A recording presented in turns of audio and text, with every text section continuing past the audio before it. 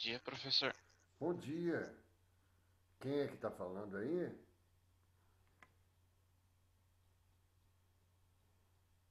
Quem é? Gabriel?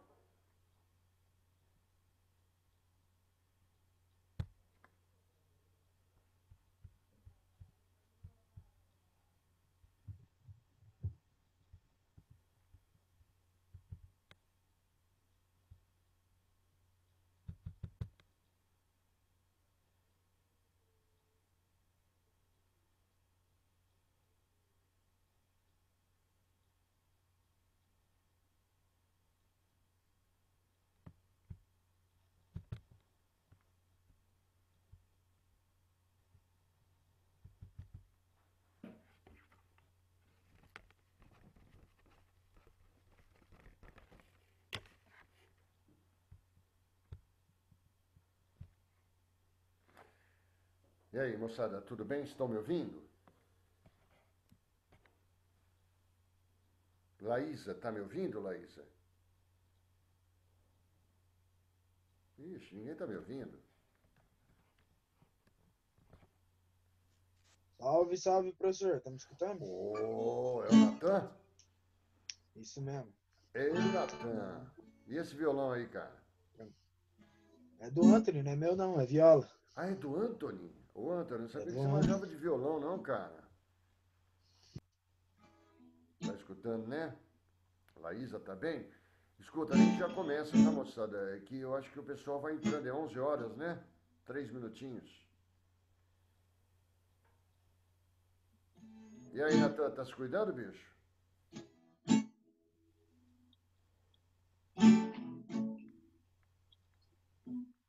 Os caras não falam. Ô, Anthony, o que você tá tocando aí, bicho?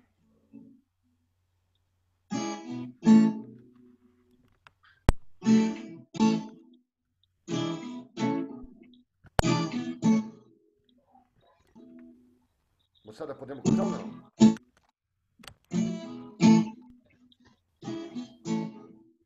Anthony, Me ouvem? Oi, Pia. É, Ah, começou.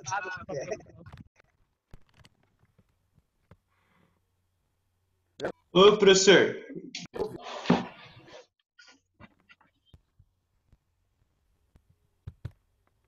E aí?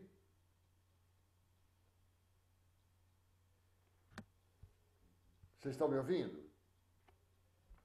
Agora sim, professor. Agora estão? eu, tá tudo certo. Então acho que ele podia começar, né, moçada? Ou não?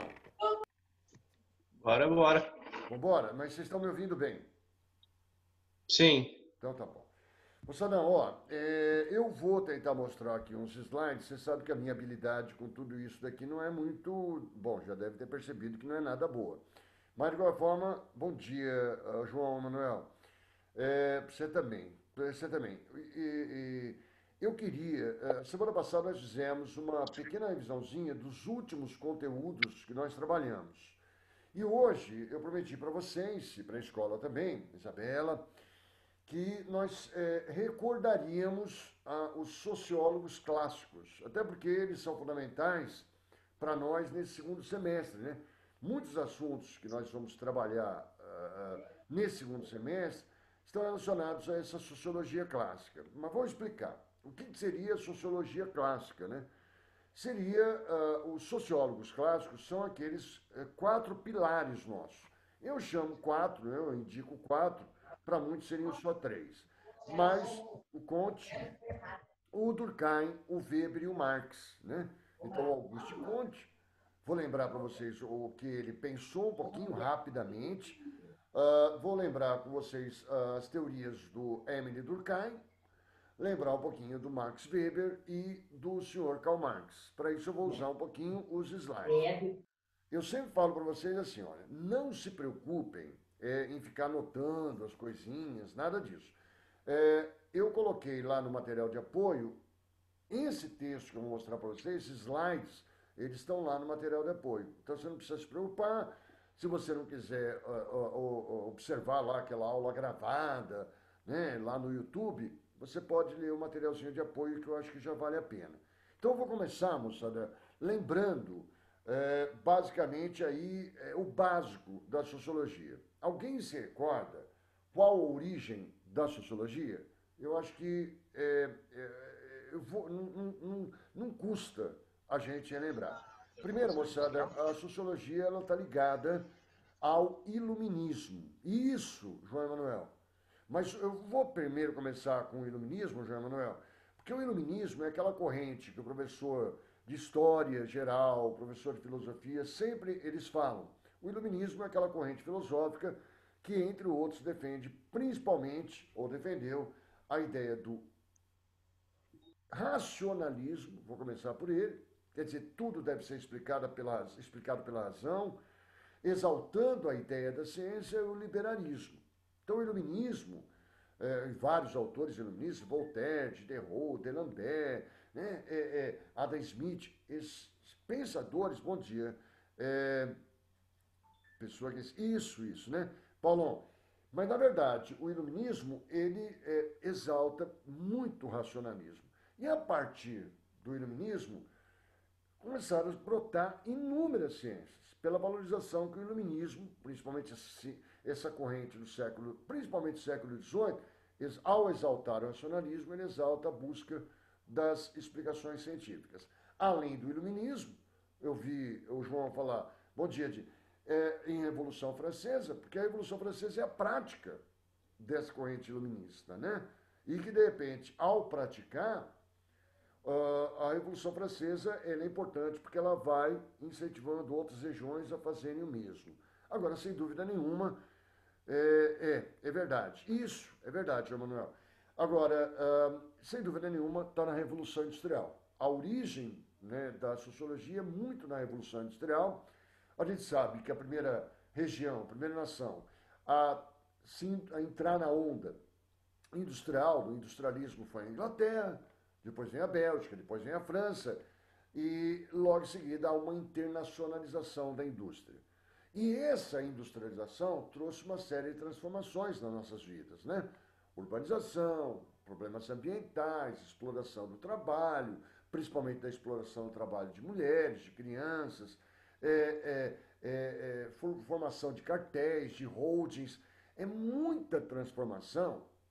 E para que a gente pudesse se antecipar aos problemas e até analisar os problemas trazidos pelo industrialismo, vem a sociologia. Então, a sociologia ela emerge como um pensamento incentivado pelo iluminismo, tem a prática da Revolução Francesa, mas, sem dúvida nenhuma, a Revolução Industrial é que nos traz várias ciências, como a sociologia, a economia, a geografia, a antropologia e tantas outras ciências.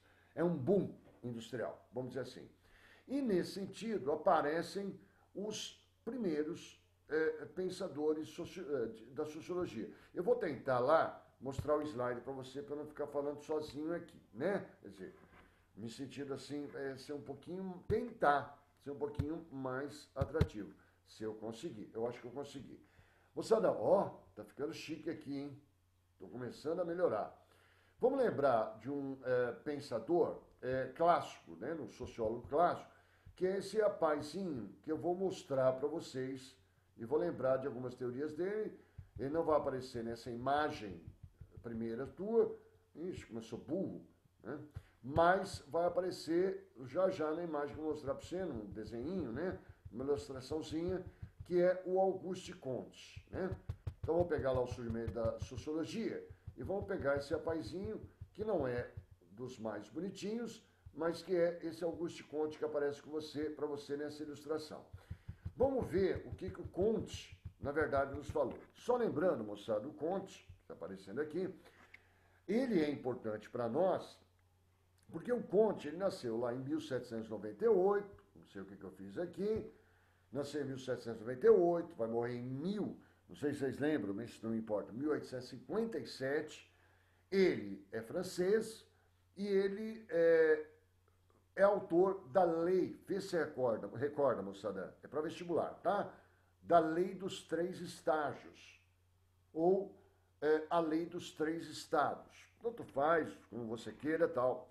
Ele fala que como o mundo é um verdadeiro mistério, a princípio, as pessoas, os homens, nós, né, a humanidade explicava as coisas por um lado teológico, teo-Deus, né? Aí ele fala assim, ó, você explicar o que você não conhece pelo lado teológico é você, segundo ele, estar nas explicações basicamente numa fase de infância. Aí os homens começaram a explicar o que eles não conheciam, segundo Conte, pelo lado, pelo estágio, pelo estado, vê se está complexo, metafísico, meta, além, física da natureza. Ou seja, os homens teriam entrado num estágio de busca de explicação das coisas, mas na juventude, vamos dizer assim, né? Não seria a busca de explicações adequada. Então, ao primeiro estado, não sei o que acontece, os segredos do mundo, explico pelo lado teológico. De repente, por abstrações do lado metafísico. Até que chega, segundo ele, o estágio positivo, que é da maturidade, explicando as coisas pela ciência, pela razão. Então, quando ele fala é positivo o que é explicado pela ciência, olha lá, ó, ele é altamente valorizador do cientificismo. Então, Conte, ele fala assim, ó, assim como existe a matemática, física, química, biologia, temos que ter uma ciência que explique os fenômenos sociais, se antecipe aos problemas, e eu acho que vou espirrar, e na verdade, vou ter que espirrar, e na verdade, desculpa, eu não sei porque quando a gente espia duas vezes, hein? É um segredo. Se fosse o Conte, eu acho que vou espirrar mais uma, peraí.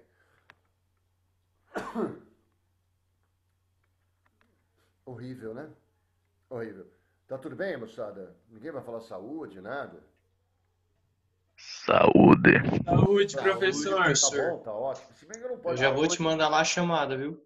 Muitos anos de vida. Cara, obrigado, Antônio, maravilhoso. Maravilhoso. Obrigado, Antônio. Deu tudo certo lá, Antônio? Sim, professor. Vou tirar agora a foto aqui do pessoal. Não, com você lá e o resto, deu tudo certo? Ah, tudo certo, professor. Então tá bom.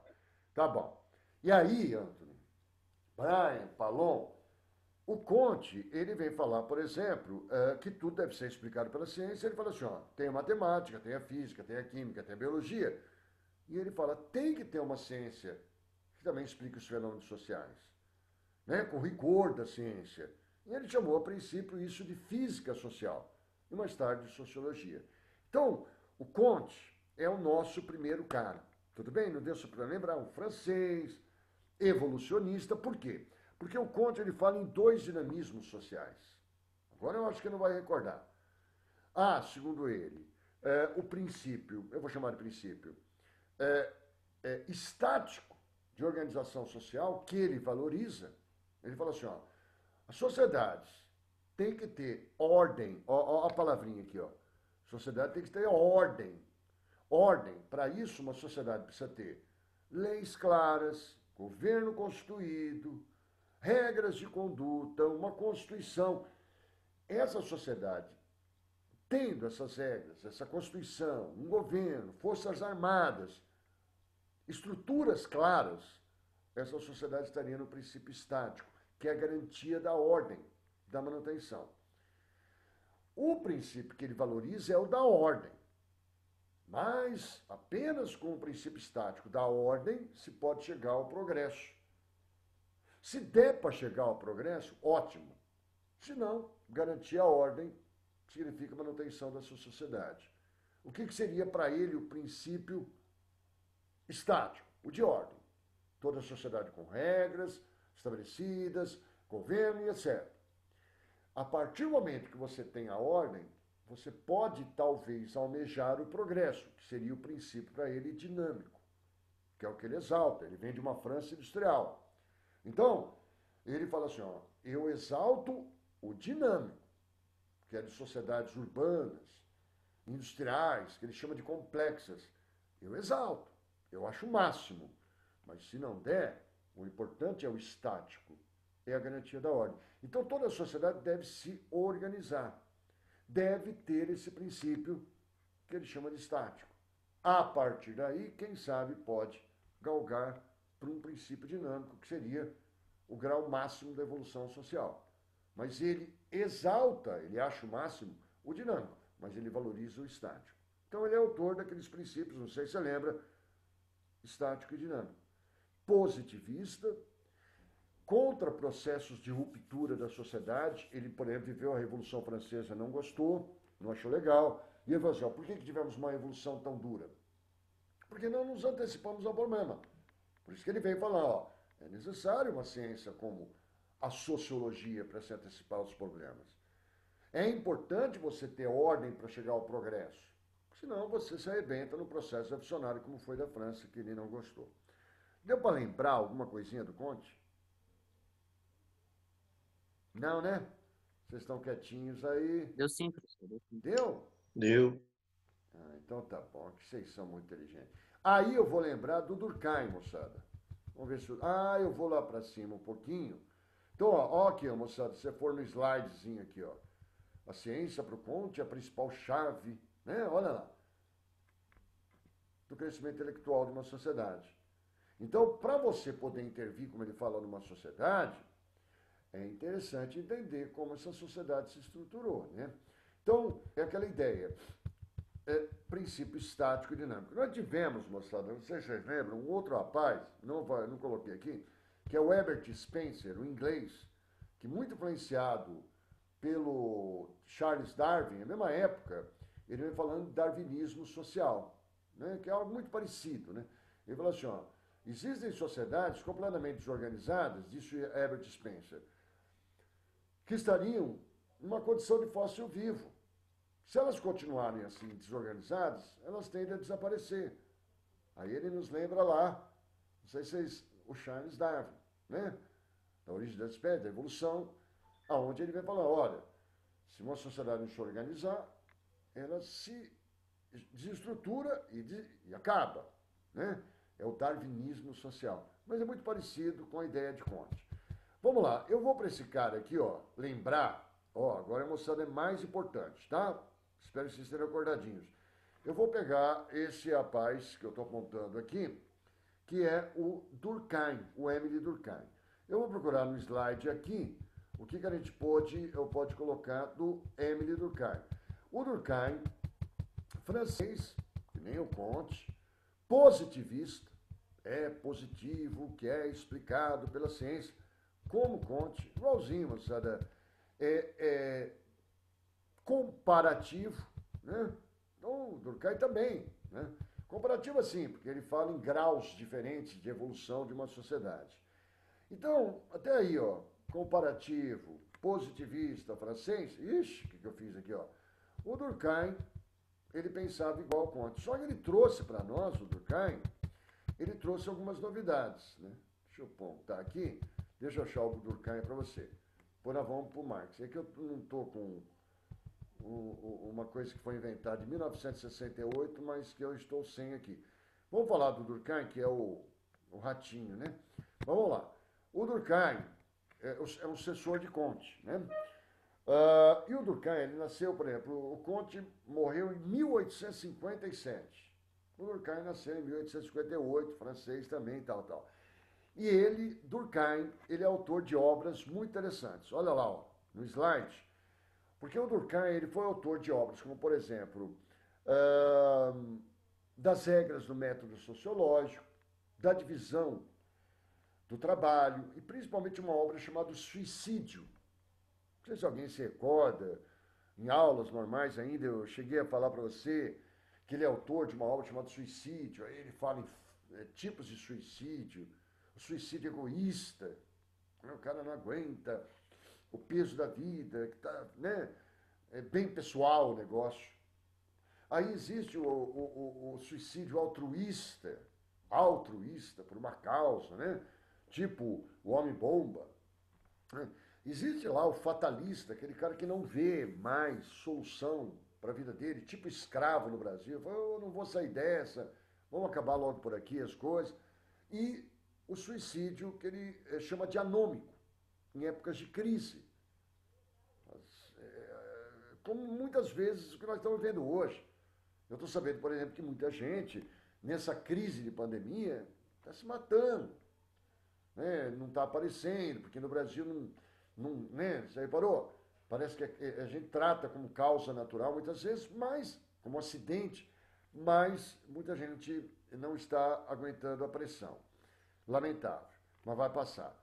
E o nosso Durkheim, ele é aquele cara que fala, ele traz uma novidade. Entre várias novidades, ele traz uma que, porque ele vem falar, não sei se você recorda, em fatos sociais. Alguém se recorda disso? Fatos sociais? Ninguém Sim, fala. ele tem que ser coercitivo também. Quem que tá falando mesmo? O João. Ô João Emanuel. É isso, moçada. Acorda, moçada, acorda, acorda, acorda. Na verdade, ele fala em fatos sociais, João. O que seriam os fatos sociais? Toda sociedade tem as suas regras, sua forma de conduta, sua forma de habitar, os seus valores, a sua forma de vestir. Né? Cada sociedade é uma sociedade, tem os seus fatos sociais. Tem as suas regras, costumes, línguas, suas histórias, sua culinária, sua, repito, a sua forma de habitar, enfim, que ele chama de fatos sociais. E que um cientista social, ele tem a função de estudar os fatos sociais da sociedade que ele deseja, mas deve fazê-lo como coisas, com neutralidade, que ele chama, neutralidade científica. Ele está querendo falar o seguinte, eu vou estudar lá uma sociedade dos esquimós, eles têm regras, formas de comportamento diferentes da minha. Eu não tenho que levar em consideração os meus fatos sociais para analisar dos outros. Eu tenho que ser neutro. Agora, o João falou em exterioridade aí, porque ele caracteriza os fatos sociais de uma sociedade, claro. As características são, primeiro, eu vou pegar o que o João Manuel começou, a exterioridade. Ou seja, quando a gente nasce, as regras, os valores, as formas de conduta já estão estruturadas na nossa sociedade. Na família, depois na escola, nós absorvemos isso. Os fatos sociais são exteriores a nós. Quando a gente nasce e é socializado, já está, dependendo da sociedade que a gente está, os fatos sociais já estão estabelecidos. As regras, forma de vestir, de comportamento, etc. São exteriores a nós. Há uma generalidade, João. É geral, todos levam em consideração. Eu posso não concordar com os fatos sociais, mas eu tenho que levá-los em consideração. E a sociedade tem o poder de coerção. Não sei se vocês lembram. Coerção é de punição. Segundo ele, existem as sanções, que ele chama de sanções legais e as espontâneas. Então, por exemplo, vindo para onde eu estou agora, para falar com vocês, eu passo por um monte de gente que não está usando máscara. Sabe quando você tem vontade de falar, pô, meu, põe essa máscara. Eu, claro, estaria atribuindo uma sanção espontânea a essa pessoa. Agora, tem locais, por exemplo, que as sanções são de lei, legais. Pô, não usa máscara? Multa. Então, segundo o Durkheim, as características dos fatos sociais, só para lembrar, há uma generalidade, são gerais, todo mundo tem que levar em consideração na sociedade em que vive. Há uma exterioridade, são exteriores a nós, e a coercitividade. Só lembrar, moçada, se eu cuspir no chão, principalmente nessa época de pandemia, na verdade eu posso ter uma sanção espontânea, ou porco, mas tem locais como o Japão, que o cara é punido por lei. Tudo bem? Então há um poder de coerção. E aí ele vem falando, isso é bem atual, isso, cuidado, moçada, em fatos sociais normais e patológicos, que são gerais, né? Então, por exemplo, eu diria hoje que nós vivemos nós estamos em fato social patológico, doentio, eventual, porque nós estamos na pandemia. Estamos tendo aula remota, você fica aí de pijama não sei até que hora, você, de repente, está usando máscara, Né? Então, quer dizer, mudou tudo, cara. Aqueles fatos sociais que estavam estabelecidos, na verdade, se modificaram. Vivemos um momento patológico. Mas isso não significa, mas ele fala, é eventual. É eventual. Porque esse momento patológico, ele vai virar normal. Tudo bem, a pessoa chama de novo normal. Mas, é como eu falei para você, um tempo atrás, AIDS, quando pintou, e você não viveu isso, patológico. Meu, o que é isso? De repente foi absorvido. Então, mas muita coisa ficou. Cuidado. Aquela gripezinha não é por minha conta, mas que nós tivemos há um tempo atrás, não sei se você lembra, e de repente, não teve aula, mas também não foi tão longo. Foram 10, 15 dias. E aí, de repente, o H1N1. De repente, nossa, houve um momento patológico. De repente, virou, um monte de coisa ficou. O álcool gel, está nas escolas, né? Alguns costumes um pouquinho diferentes para se evitar. Hoje é normal. Como também nós vamos absorver o momento que nós estamos vivendo patológico e vamos voltar a ter um fato social normal. Vai ser normal. Então, o patológico é eventual, é o doentio. E aí, eu não sei se você vai se recordar também, eu acho que eu estou te enchendo muito saco, o Durkheim, ele vai falar em solidariedade. Alguém se recorda disso? Ou se eu acho o Durkheim aqui, que ele vai falar em solidariedade, onde o Durkheim fala em dois tipos de solidariedade. Não olhe lá para o slide, então, mas ele fala em solidariedade mecânica e solidariedade orgânica. Alguém se recorda disso? Eu estou buscando mais do Durkheim. Então, ele vai compreender os fatos que regem as diferentes sociedades. Então, ele fala em fatos sociais. E o Durkheim também fala em solidariedades. Alguém se recorda do que é solidariedade? Das solidariedades dele, que ele fala? Ninguém vai falar comigo. Será que alguém está me escutando? Ninguém Tá me fala. escutando sim, professor. Mas estão dormindo, né? Não, nós tá vivo. Bom, algum, né? Acorda, minha gente, daqui a pouco é almoço. Eu acho que eu vou aparecer mais, então. O Durkheim, ele fala, moçada, aí a gente muda um pouquinho o cenário. Será que eu apareci? Eu fiz besteira.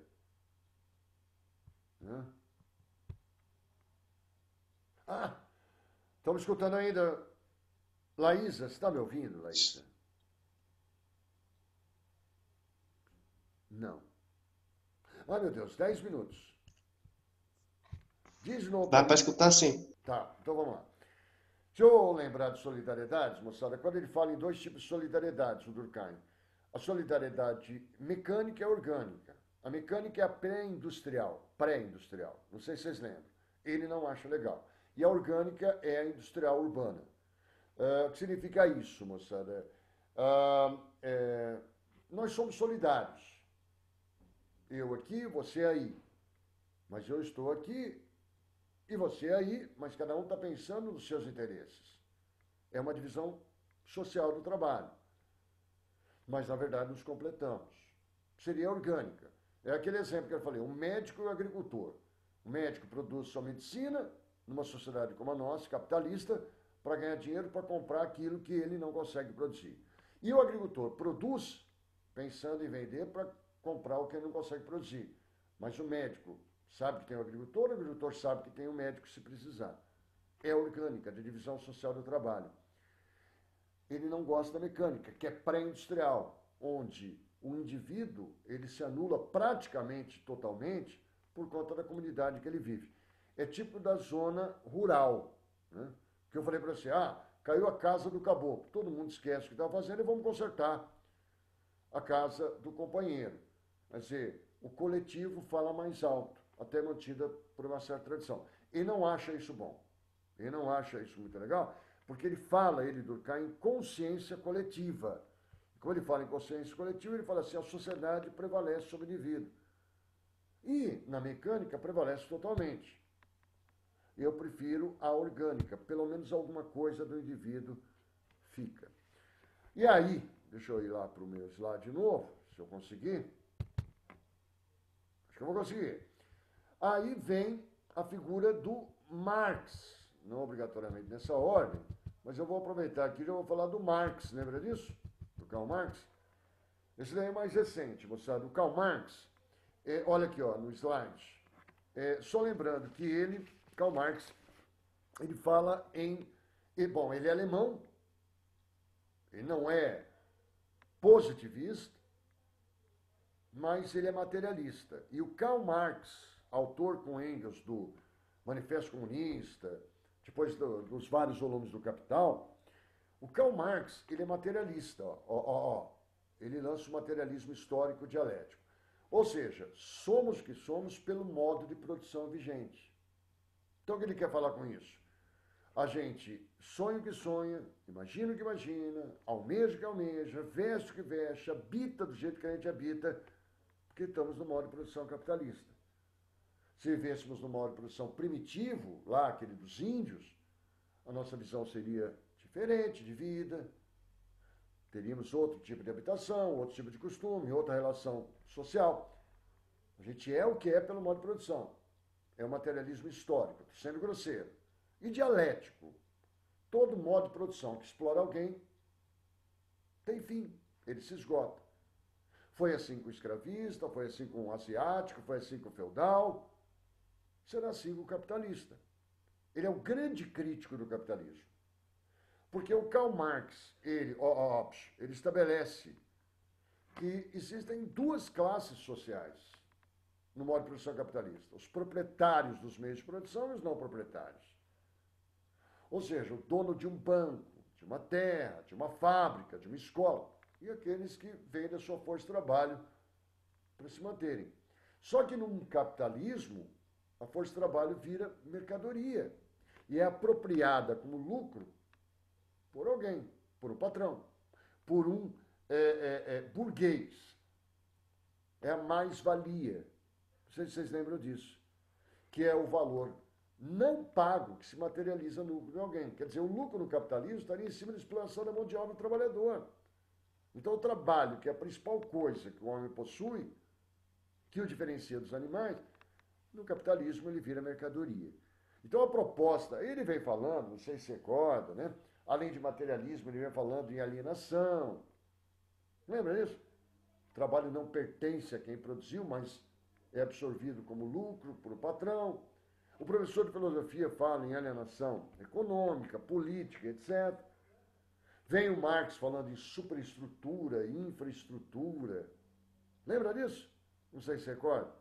E o Karl Marx, ele vem propor uma revolução, revolução da classe proletária, indicando, com o modo de produção adequado, o modo de produção socialista.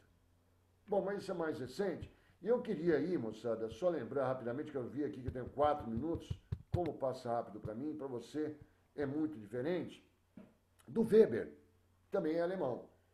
E o Max Weber, autor de obras como A Ética Protestante, o Espírito do Capitalismo, muito importante, moçada, muito importante, essa obra, A Ética Protestante, o Espírito do Capitalismo, onde o Weber, entre tantas coisas que ele fala em poder de dominação, ele fala em situações de classe, não sei se você se recorda, em burocracia, em tipo ideal, mas a base nessa obra, A Ética Protestante, o Espírito do Capitalismo, acabei. Ele fala como o calvinismo, né, o protestantismo, como o calvinismo deu uma ética, ou deu a ética que faltava ao capitalismo. Porque numa visão cristã basicamente católica, até só temos o cristianismo, o catolicismo, o cara praticava o comércio, por exemplo, atividades capitalistas, com certo peso. Será que eu mereço? Quer dizer, o lucro, de certa forma, ficava condenado nele. Aí, de repente, vem o calvinismo, o protestantismo, né? Calvinista, no caso, e fala assim, não, trabalhe, trabalhe, trabalhe. E fala em lei de predestinação. E, no fundo, quer dizer o seguinte, Você trabalhar, economizar, ficar rico, Deus está indicando que você é um dos escolhidos para a salvação. Então, o protestantismo deu uma ética ao capitalismo, que faltava até então. Ele faz essa análise na obra Ética Protestante Espírito do Capitalismo. Eu tenho 2 minutos só para fechar, moçada, mas o grande mote do Weber, que nos fala de tanta coisa, eu falei tipo ideal, burocracia, situação de classe, né? Ética Protestante Espírito do Capitalismo, o grande mote dele são as ações sociais. O grande objeto para ele da sociologia tem que ser ações sociais. Seriam ações sociais. Toda ação individual, segundo ele, agora, dotada de sentido. Então, o que seria isso? Se eu pegar um guarda-chuva, não só lembrar disso, está chovendo, e eu abrir o guarda-chuva para me proteger, não é uma ação social. Porque eu não levei o outro em consideração. Agora, se eu for lá, abrir o guarda-chuva para proteger, sei lá, Isabela, eu, na verdade, tenho uma ação social. Ou seja, uma ação endereçada ao outro. Segundo ele, isso que move a sociedade. Então ele pensa bem diferente. O Durkheim em fato social, e fala, não, a sociedade não prevalece sobre o indivíduo. É o indivíduo que faz a sociedade através das suas ações individuais dotadas de sentido, das ações que levam em consideração o outro. E aí ele vai classificar, não sei se você recorda, essas ações sociais. Ele tipifica, né? Não sei se você lembra, ação social afetiva, tradicional, racional em relação a valores, a finalidades, mas isso é uma coisa que você viu e que você tem lá no livro, só se você precisar. Então, eu sou aqui, Emile Durkheim, é considerado o primeiro sociólogo, realmente moderno. Ele indica a ideia, Durkheim, da estatística para os estudos sociais. O Marx é o crítico, grande crítico, revolucionário. Moçada, vai acabar meu tempo, quando acabar, eu já estou me despedindo, não é falta de educação, porque vai acabar o Zoom aí. O Durkheim dos fatos sociais, e o Durkheim também fala de uma palavrinha que eu acho que você não se recorda mais, a anomia, a ausência de regras. Né? Existem algumas pessoas, por exemplo, aquelas que não estão usando máscaras, né? Máscara na época de pandemia, estariam em estado de inadequação às regras estabelecidas. Né? Estariam em anomia. Não sei se deu para lembrar alguma coisa. Você pode olhar nessa teoriazinha, esses slides estão todos lá no material de apoio para você. Se você quiser dar uma lidinha, na verdade, pode ser interessante. Tudo bem? Alguém quer falar alguma coisa? Eu acho que não vai dar tempo, mas se quiser, eu estou à disposição. Deu para lembrar alguma coisa, moçada?